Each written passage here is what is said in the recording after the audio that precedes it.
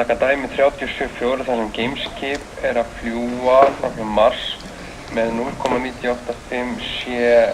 sem sagt hraða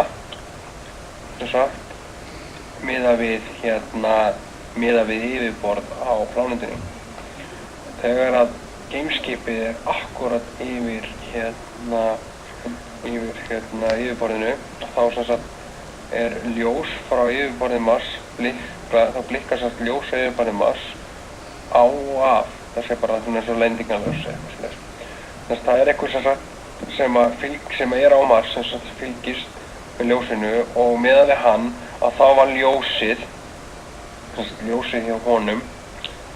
var svo mikið sem delta T0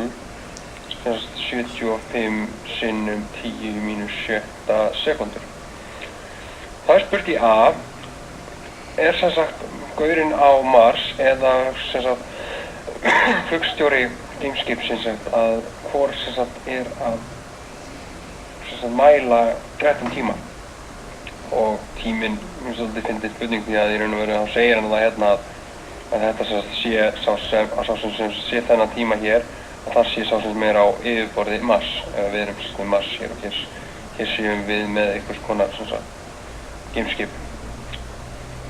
flipa á í Star Wars eða eitthvað og svo spurt í B við getum sagt hérna í A að sá sem á Mars mælir delta T0 og svo spurt hver eiginlega lengdin á ljósgeislanum sem mældur af flugstjóra Gameskipsins. Nú erum við værum nú í Gameskipi þá myndum við sem sagt sjá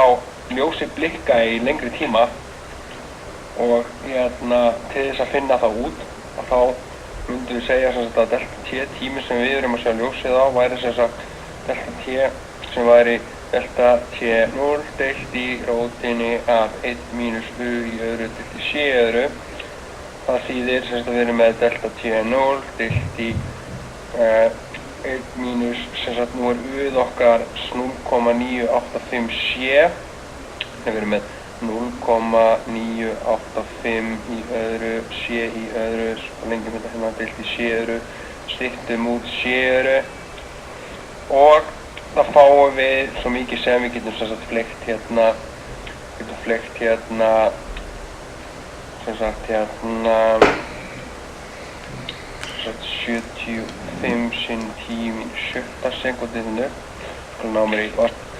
ef ég slæði þessu inn þá fæ ég 0,00435 sekúndur eða sem sagt 435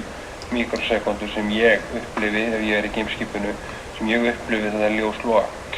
og þá þetta dæmi búið.